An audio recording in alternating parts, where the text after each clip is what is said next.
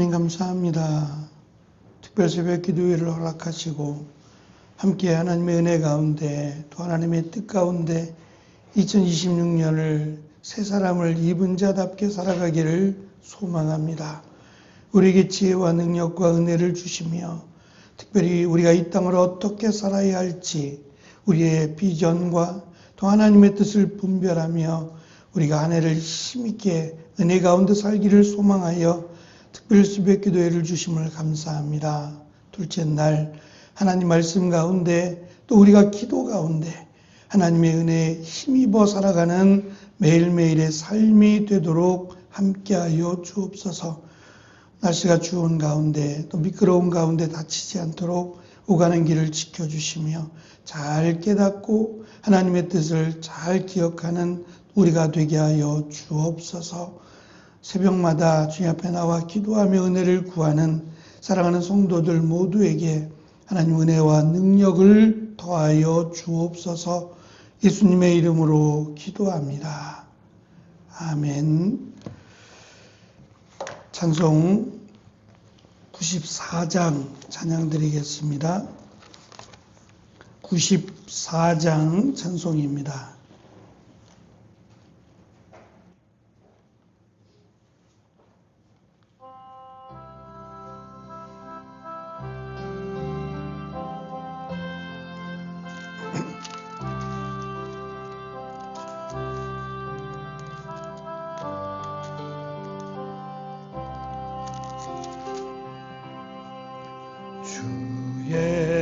예수보다 더 귀한 것은 없네. 이 세상 부귀와 바꿀 수 없네. 영죽을 내 대신 돌아가신 찬송가 94장입니다. 나온 사랑이 세상 즐거움 다 버리고 세상 자랑 다 버렸네. 주 예수보다 더 것은 없네. 예수밖에는 없네. 주 예수보다 더 귀한 것은 없네. 이 세상 명예와 바꿀 수 전에 즐기던 세상 일도 주 사랑하는 맘 뺏지 못해. 즐거움 다 버리고 세상 자랑 다 버렸네. 주 예수보다 더 귀한 것은 없네. 예수밖에는 없네. 주 예수보다 더 귀한 것은 없네. 이 세상 행복과 바꿀 수 없네. 유혹과 핍박이 몰려와도 주 섬기는 내 맘 변치 않아. 세상 즐거움 다 버리고 세상 자랑 버렸네. 주 예수보다 더 귀한 것은 없네. 예수밖에는 없네.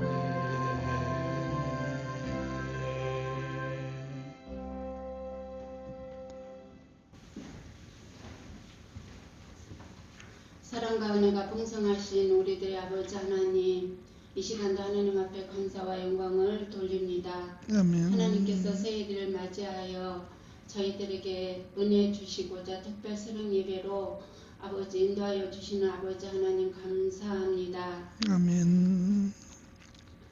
재물과 그리스도인이라는 말씀 앞에 하나님 저희들이 은혜 받을 수 있도록 인도하여 주시니 감사합니다. 아멘. 저희들이 이 땅에 살면서 아버지 하나님이여 재물 때문에 주님을 멀리하는 일이 없도록 인도하여 주시고 물질 때문에 여호와 아버지 하나님의 영광을 가리운 자가 되지 않게 하시고 하나님 물질 때문에 여호와 아버지 하나님 저희들이 하나님 앞에 바로 서지 못한 일이 없도록 인도하여 주시고 하나님께서 주시는 아버지 물질 앞에 건강하게 쓰임받게 허락하여 주시고 하나님 앞에 건강한 물질이 되어서 아름다운 믿음의 삶을 살아갈 수 있도록 주님 도와주시옵기를 간절히 바라옵고 원합니다. 아멘. 사랑하는 아버지 하나님 성도님들 이 시간 주님 앞에 나왔습니다.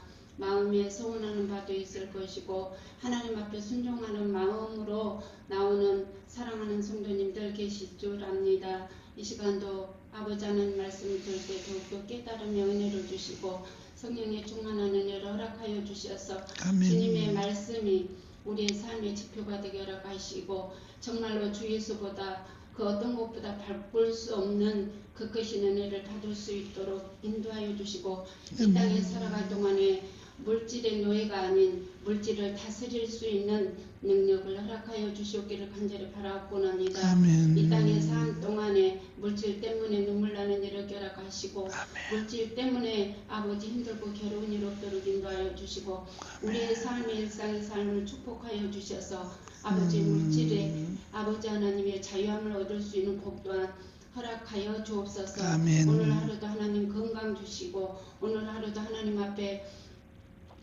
감사함으로 보낼 수 있도록 인도하여 주옵소서. 아멘. 말씀을 증가하시는 목사님 주님 붙들어 주시고 영육이 강건결합하시며 성령의 충만함으로 붙들어 주셔서 하나님의 말씀을 선포할 때에 하나님의 능력과 권능이 임할 수 있도록 인도하여 주시고 우리의 심령의 부유함으로 채워주실 걸 믿습니다. 하나님 앞에 감사드리며 예수님의 이름으로 기도합니다. 아멘. 아멘. 하나님 말씀 신약성경 누가복음 16장 19절에서 31절까지 말씀입니다. 제가 가진 성경은 신약성경 123쪽에 있습니다. 누가복음 16장 19절로부터 31절까지 123쪽에 있습니다. 저와 여러분이 한 절씩 교독해서 읽겠습니다. 16장 19절부터 31절까지 말씀입니다. 제가 먼저 19절을 봉독합니다. 예수님께서 말씀하셨습니다. 어떤 부자가 있었다. 이 사람은 언제나 가장 비싼 옷을 입고 매일 호화스럽게 살았다.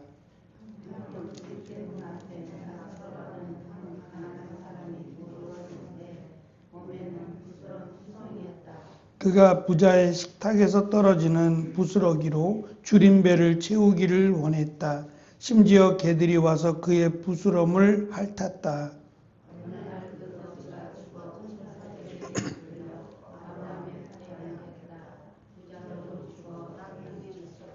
부자는 지옥에서 고통 가운데 있다가 눈을 들어 보았다. 멀리 아브라함이 보이고 나사로가 그의 품에 안겨 있는 것을 보았다.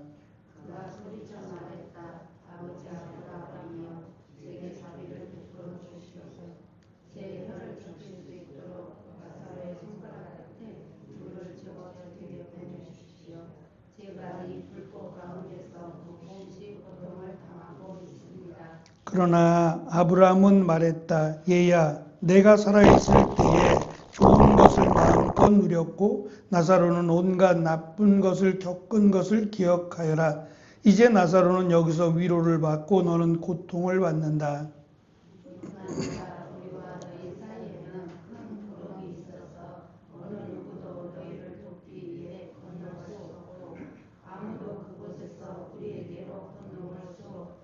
부자가 말했다. 그러면 제발 부탁입니다. 아버지 나사로를 내 집안에 보내주십시오.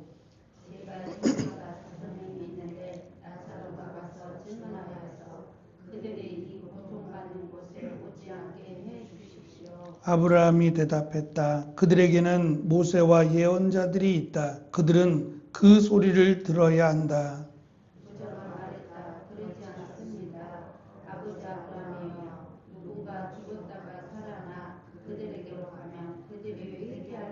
같이요. 아브라함이 그에게 대답했다. 만일 그들이 모세와 예언자들의 말을 듣지 않는다면 죽은 사람이 다시 일어나도 그들은 믿지 않을 것이다. 아멘. 시대가 빨리 변하고 있습니다. 제가 중학교 때에는 지금처럼 이렇게 히타가 나오거나 하던 시대가 아니어서 갈탄이라고 하는 연탄 아마 아실지 모르겠어요. 그 연탄의 재료가 되는 그것을 이렇게 뭉쳐놨어요. 그래서 작은 아이들 주먹만하게 동글동글하게 뭉쳐놓은 것을 갈탄이라 그랬는데 이 갈탄을 이 학교에 반에 당번이 있어서 이 당번이 갈탄을 양동이에다가 갈탄을 받아왔어요. 받아와서 그것을 교실 가운데에 이 갈탄을 태울 수 있는 난로가 있었어요. 학교 교실 가운데 말이에요. 한가운데 이렇게 연기가 나갈 수 있는 통도 이렇게 만들어져 있고 갈탄을 태웠는데 그 위에다가 아이들이 이제 도시락도 막 올려놓고 그랬어요. 그러면 이 도시락을 바꿔놓지 않으면 맨 아래에 있는 도시락은 타요. 그래서 당번이 시간마다 수업이 끝나면 쉬는 시간마다 도시락을 위치를 바꿔줘요. 맨 위에 있는 건 밑으로 가고 이렇게 바꿔주는 일도 했는데 그 가운데다가 지금은 이제 가습기라는 게 따로 나오지만 그때는 가습기가 따로 있지 않았어요. 보편화되어 있지 않다 보니까 큰 주전자에다가 물을 담아가지고 잔뜩 담아서 가습기 역할을 하라고. 이게 때우면은 아내가 막 혼을 하고 더우니까 가습기 역할을 하라고 큰 주전자에다가 황금색으로 된 그 주전자에다가 물을 가득 부어서 올려놨어요. 목이 마른 친구들은 그 뜨거운 물을 마시기도 하고 또 이제 거기서 나는 김이 가습기 역할을 해줬어요. 그때는 잘 몰랐어요. 이게 물 주전자가 추우니까 뜨거운 물을 거기서 먹으라고 그런지만 알았어요. 근데 한 번은 선생님이 물을 다 마셔가지고 바닥이 보이는데 왜 물을 채워놓지 않느냐라며 당번을 혼내시면서 그때 이 물을 끓이는 이유를 아느냐 그랬어요. 뜨거운 물을 먹으라고 물을 넣는 것도 있지만 이것이 가습기 역할을 해주니까 물을 잘 확인하고 물이 이 가습기 역할을 제대로 할 수 있도록 물 관리를 잘하라고 그때 이야기를 해주셔서 이게 먹으라고 한 것만이 아니구나. 이게 가습기 역할을 해야 되는 거구나 라고 하면서 말씀하셨던 기억이 납니다. 부라고 하는 것에 대한 우리가 위험성에 대해서 지금 살펴보고 있습니다. 이것은 부가 나쁘다거나 필요 없다거나 그렇지 않습니다. 우리가 부에 대해서 지금 성경도 마찬가지고 부에 대해서 부정적이라고 하는 것을 말씀드린 이유는 필요 없다는 게 아닙니다. 필요한데 이 필요함이 목적을 넘어서면 안 돼요. 저희가 이제 이 말씀 가운데 나눴던 말씀 중에 디모데전서 6장에 보면 이 돈을 사랑함은 일반 모든 악의 뿌리가 된다는 말씀이 있어요. 이것을 오해하게 되면 이 재물 또는 물질이라는 것은 악하다라고 연결될 가능성이 많아요. 이 말씀은 이 돈을 사랑함이라고 되어 있는 것이 이 돈을 얼마큼 사랑해야 되느냐라는 걸 의미하는 게 아니라 여기서 돈을 사랑함은 은을 사랑함을 의미하고 있는 것이고 우상 숭배예요. 우상을 만들어서 파는 사람들, 그것이 인생의 목적이 되어버린 사람들, 그렇게 해서라도 부자가 돼야겠다라고 하는 사람들은 악하다라고 말씀하시는 거예요. 우상과 관련된 내용이지 이게 뭐 재물을 얼마나 사랑해야 사랑하느냐에 대한 정도를 말씀한 게 아니다라는 점입니다. 그래서 우리가 지금 어제 시간에 이어서 오늘도 부에 대한 위험성과 또 그렇다 그래서 부자는 천국 갈 수 없다라고 하는 말씀이 아니다라고 하는 점도 우리가 두 가지를 다 기억하면서 말씀을 살펴야 됩니다. 먼저 신명기 15장 4절에 보면 이런 말씀이 있습니다. 너희 중에 가난한 자가 없으리라는 말씀이에요. 이스라엘 백성들에게 하나님이 땅을 나눠 주셨어요. 숫자에 많게끔 그 지파의 수에 맞게 땅을 분할해 주셨어요. 그리고 그들은 뭐 농사를 짓든 목축업을 하든 땅의 일들을 하게 될 때에 하나님이 가난하지 않게 만들어 주겠다 그랬어요. 그러니까 때에 따라 비를 내려주시고 날씨도 천재라고 하는 하늘을 통해서 하나님이 주시는 은혜들을 통해 배고프지 않게 하겠다. 너희들이 넉넉하게 먹고 남음이 있도록 가난한 자가 아무도 없게 하겠다라고 말씀을 해주셨습니다.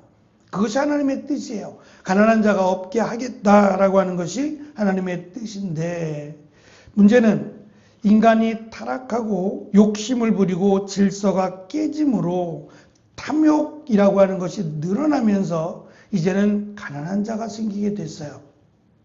그래서 하나님이 세우신 하나님의 질서에 따르면 하나님은 하나님을 잘 믿고 따르고 섬기는 자를 하나님이 도우시겠다 그랬어요. 반대로 생각하면 하나님을 섬기지 않는 하나님을 거역하는 자들에게 하나님이 그들을 심판하시거나 진노하실 때 사용하시는 것이 가난이고 굶주림이라 그랬어요. 비를 내려주시지 않는다든지 하나님이 자연을 통해서 돕지 않으셔서 그들이 배고프게 만들겠다 그랬어요. 그래서 결국은 하나님을 찾도록 하나님의 은혜를 구하도록 하나님이 그렇게 만드시겠다 그랬어요. 그러니 가난이라고 하는 것은 하나님을 거역하거나 하나님의 뜻에 따르지 않을 때 이스라엘 백성들에게 임했던 하나님의 진노나 심판이었단 말입니다. 이것이 확장되어서 말씀드린 것처럼 인간이 타락하면서 가난이라고 하는 배고픔과 질병이 오기 시작했어요. 원래는 질병이 없었다는 거예요. 40년 동안 광야 생활을 했어요. 밖에서 자는 겁니다. 40년 동안 먹을 것도 없고 입을 것도 없는 그 광야에서 하나님이 만나라고 하는 하늘로부터 내려오는 만나를 먹고 메추라기라고 하는 새입니다. 참새보다 큰 이 새들이 그들 앞에 내려와 앉았어요. 그 새들을 잡아서 먹었단 말입니다. 익혀서 먹었는데 이렇게 40년을 밖에서 살아가면서도 누구 하나 병들어 죽은 사람이 없다 그랬어요. 그런데 정작 젖과 꿀이 흐르는 땅에 들어가서 거기서 살아가면서 그들에게 질병이라고 하는 것들이 발생하기 시작해요. 하나님을 거역하고 배반하고 따르지 않는 자들에게 하나님이 질병이라는 것을 허락하셨다고 성경은 말씀합니다. 예수님께서 공생의 기간 동안 3년 동안 이 땅에서 사역하시면서 베다니 시몬이라고 하는 그 집에 초대받아 가셨어요. 그때 한 여인이라고 소개되는 여인이 예수님께 갑자기 나타나서 예수님 발에다가 향유를 부었어요.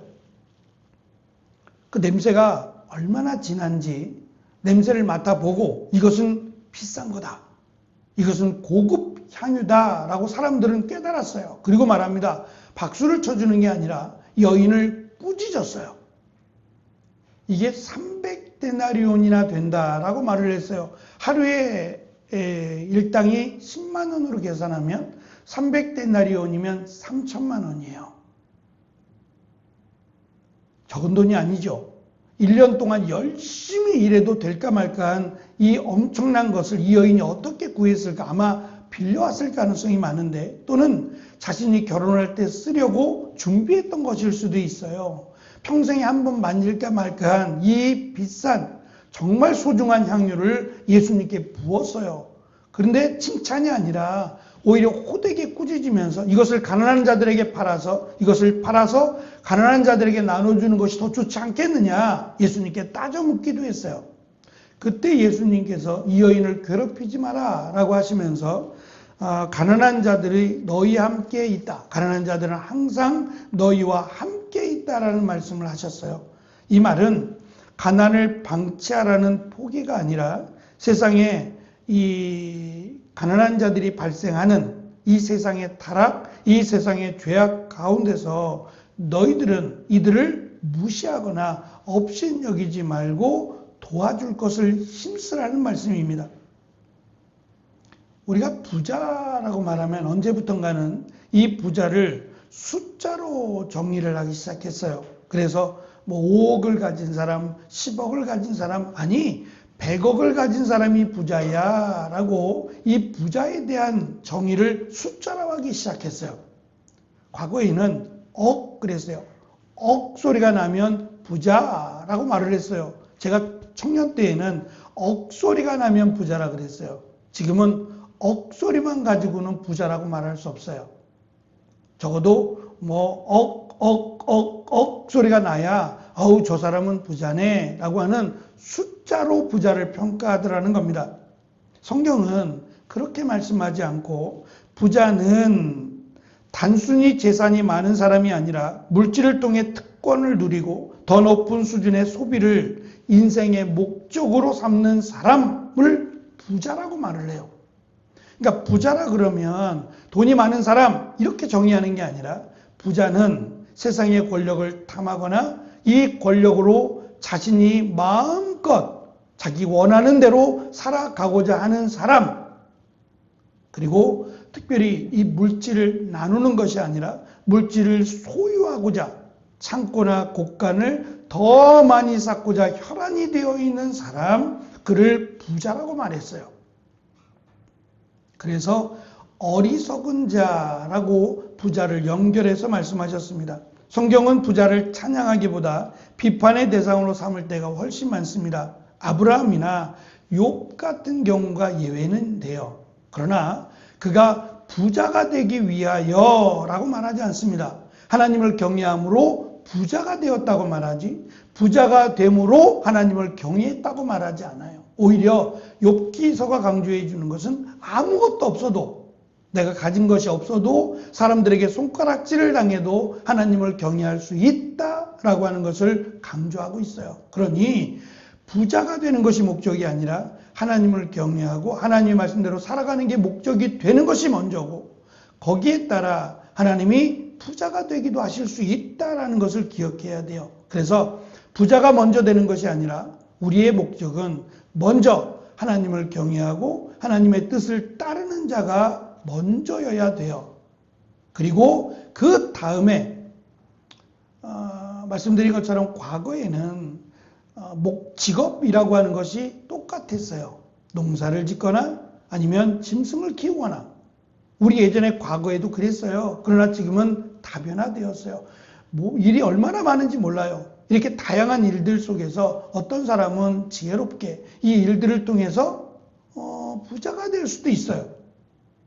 전혀 예상하지 못한 일들로 인해서 부자가 되거나 또는 다른 사람보다 더 성공이라고 하는 것을 할 수 있단 말입니다.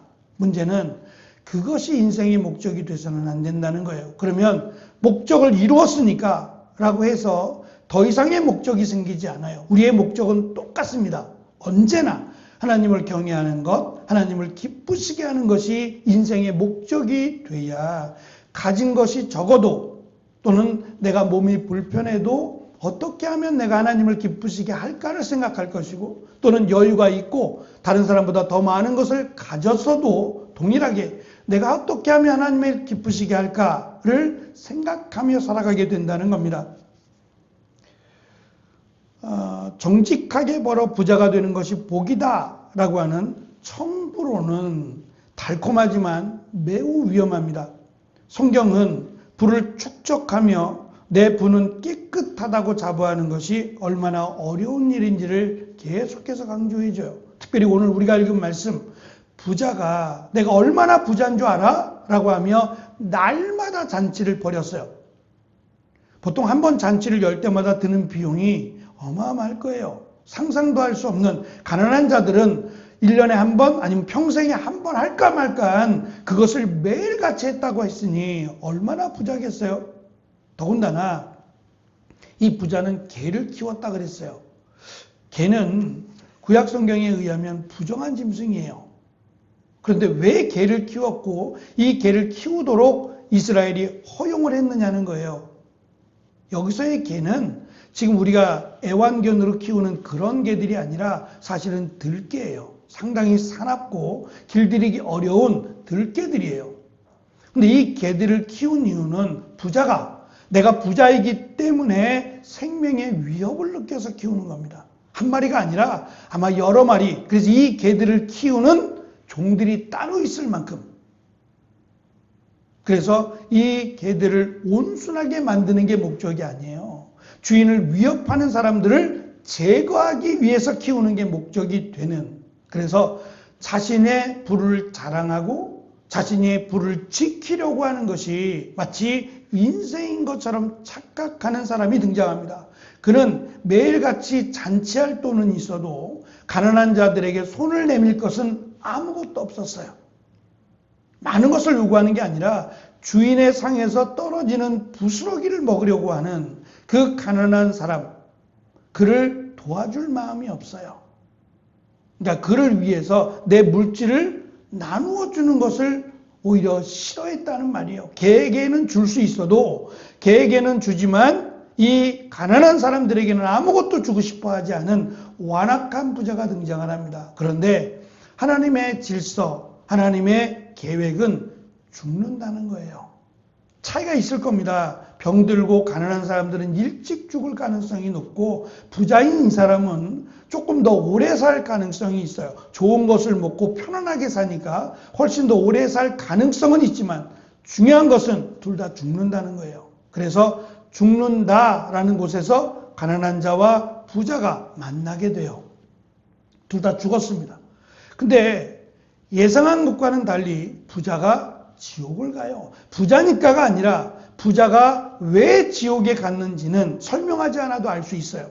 하나님을 절대 믿지 않았다. 하나님 말씀대로 살지 않았다라는 것이 전제가 되니까 지옥을 가는 거고, 가난하니까 불쌍해서 천국 간다는 게 아니라 그가 천국 간 것은 이미 누가복음에서 강조한 것처럼 예수님을 믿었다는 거예요.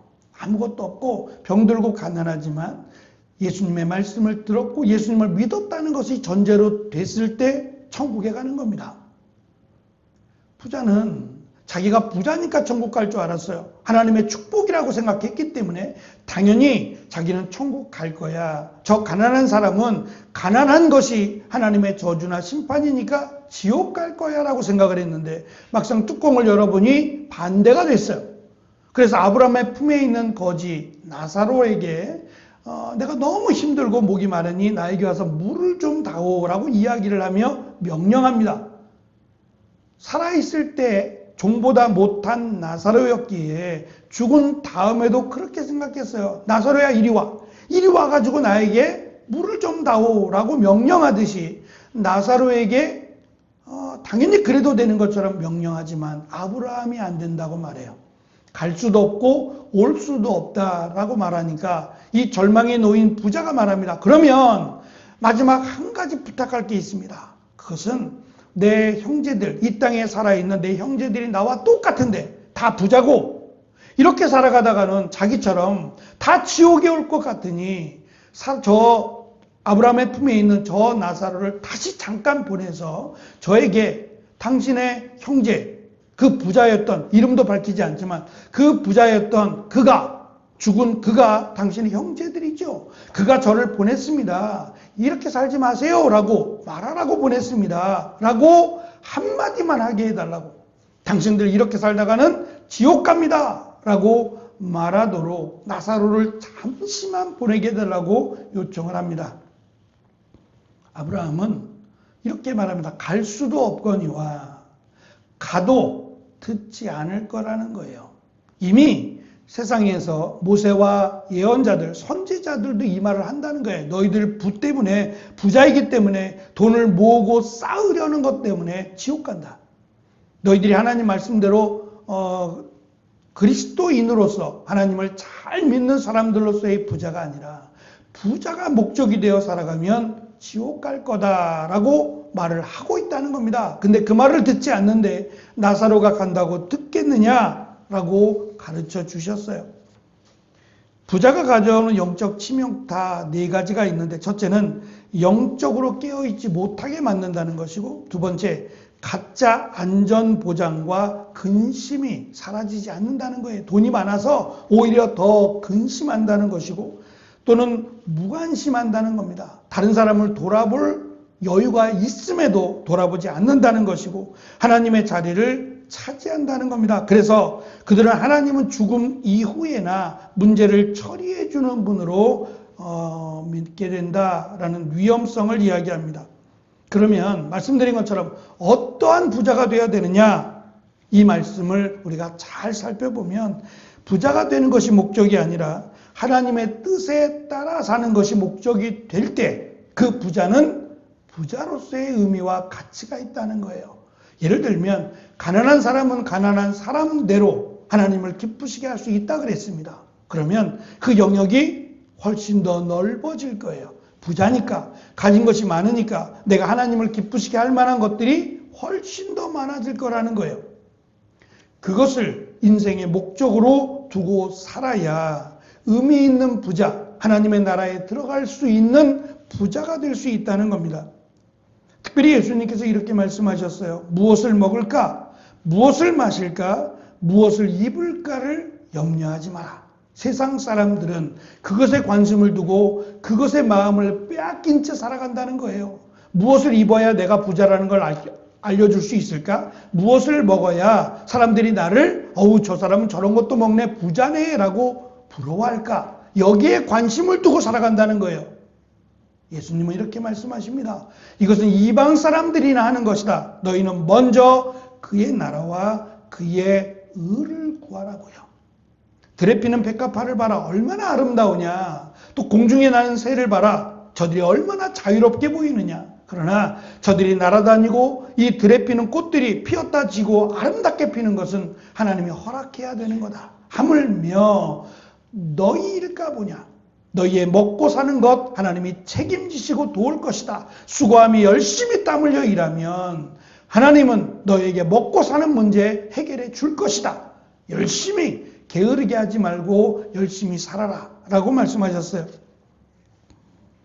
그래서 우리에게 부라는 것은 필요합니다. 아까 제가 뜨거운 물을 담은 주전자 이야기했어요. 이것이 필요 없다고, 또는 아무렇게나 이렇게 만지다 보면 될 수 있어요. 꼭 손잡이를 잡아야 돼요. 그래서 가끔 이 당번들이 이 주전자의 손잡이를 세워놔야 되는데 깜빡 잊고 주전자의 손잡이를 뉘어놓으면 물을 마시려고 손잡이를 잡아다 대는 경우들이 왕왕 있어요. 그러면 당번이 이제 혼나죠. 너 손잡이를 세워놓으라 그랬잖아. 손잡이를 뉘어놓으니까 물을 마신 사람이 잘못이 아니라 이것을 관리하는 당번의 잘못이죠. 불하는 것은 필요합니다. 그러나 불을 잘못 사용하면 손이 되는 것처럼 우리가 이것에 빠져서 천국 갈 사람이 지옥 갈 가능성도 매우 높다는 것을 우리는 기억해야 됩니다. 그래서 사실 여기는 우리는 부자라고 말할 사람이 제가 볼 때는 없는데, 억걱 할 만한 사람은 없지만 우리 학생들은 가능성이 있지 않아요? 앞으로 얼마 뒤에 정말 억걱 할 사람이 있을 수도 있잖아요. 그럴 때 이 말씀 기억하고 부는 필요한 겁니다. 물질은 필요하지만 물질이 인생의 목적이 되지 않고 물질을 통해서 얼마든지 하나님을 기쁘시게 할 수 있는 의로운 부자가 되기 위해서 힘쓰는 우리 학생들, 우리가 되었으면 좋겠습니다. 마지막으로 오늘도 나눠드린 구체적인 실천 방안 및 나눔을 보시기 바랍니다. 먼저 실천 방안입니다. 내 주변의 나사로를 찾는 겁니다. 내 삶 주변에서 가난으로 고통받거나 소외된 이웃을 찾아보고 그들을 위해 할 수 있는 작은 나눔을 실천해 보는 겁니다. 나의 소비 습관이 개인적인 욕구를 채우는데 집중되었는가 점검하고 그중 일부를 하나님의 나라와 이웃을 위한 몫으로 나눠보는 겁니다. 내가 가진 모든 소유의 주인이 하나님이심을 매일 고백하며 물질을 사용할 때마다 주님의 뜻에 맞는가를 스스로 질문해 보시기 바랍니다. 오늘 주신 말씀을 이렇게 묵상해 보시기 바랍니다. 가난이 하나님의 본래 의도가 아니라는 사실이 오늘날 가난한 이들을 대하는 나의 태도에 어떠한 변화를 주어야 하는가? 물질적인 부유함이 하나님을 전적으로 의지하는데 방해가 되었던 경험은 있는지, 마지막 주님께서 나에게 맡기신 재물을 나의 욕구를 채우기 위한 것이 아니라 하나님의 뜻을 위해 사용했던 기쁨의 경험이 있는지를 한번 묵상하시고 적어보시면 좋을 것 같습니다. 기도하겠습니다.